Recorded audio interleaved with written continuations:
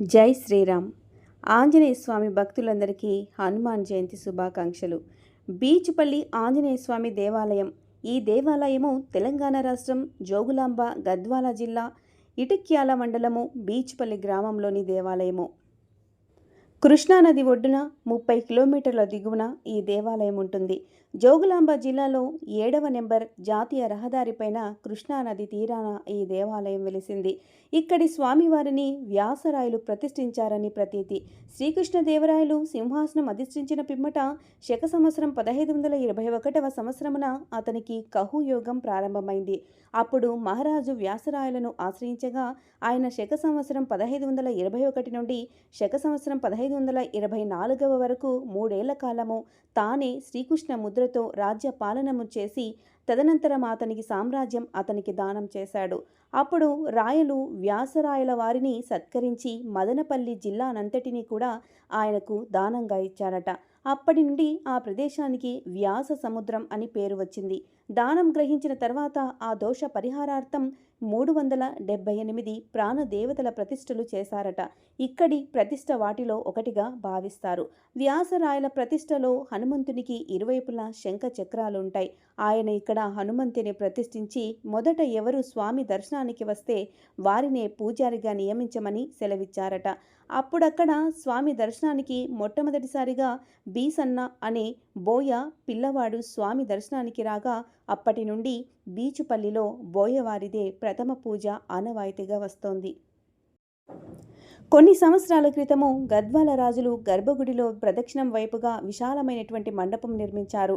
హనుమాన్ విగ్రహం తూర్పు ముఖంగా ఉంది. శక సంవత్సరం 1961వ సంవత్సరంలో అష్టగ్రాహ కూటమి సంభవించినప్పుడు గద్వాలకు చెందిన కెపి వర్ధన్ ఇక్కడ గొప్ప శ్రీరామకోటి యాగం చేశాడు.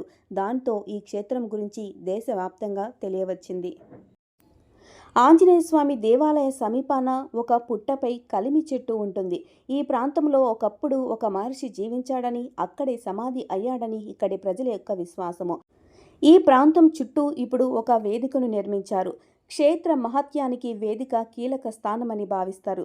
ఇక్కడ ఉన్నటువంటి కలిమి చెట్టుకు ఏ కాలంలోనైనా సరే, ఏ ఋతువులోనైనా సరే ఒక పుష్పమో కాయనో పండు కనిపించడం జరుగుతుందట. స్వామివారి ఉత్సవాల సందర్భంగా రథోత్సవం రోజు రథం గుడి దగ్గర నుండి ఈ కడిమి చెట్టు వేదిక దాకా రావటము ఒక ఆనవాయితీగా జరుగుతూ ఉంటుంది. ప్రతి సంవత్సరము మే నెలలో 5 రోజుల పాటు దేవాలయం బ్రహ్మోత్సవాలను వైభవంగా జరుపుతారు.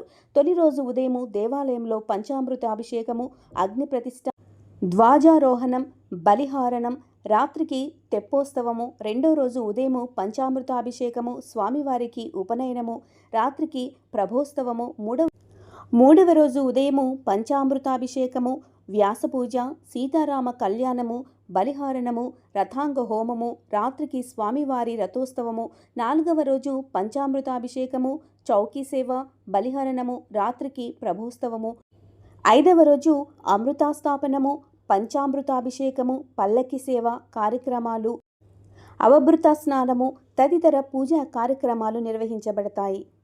బీచుపల్లి పుణ్యక్షేత్రము శ్రీ ఆంజనేయ స్వామి ఆలయంలో భక్తులు ప్రత్యేకమైనటువంటి పూజలను విశేషమైనటువంటి రోజులలో నిర్వహిస్తారు.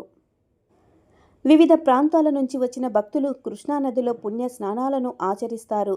పూజలను కూడా నిర్వహిస్తారు.